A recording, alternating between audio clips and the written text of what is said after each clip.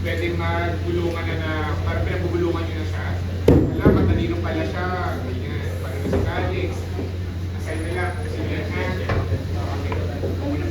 Pinapakigay. Tapos i-try natin.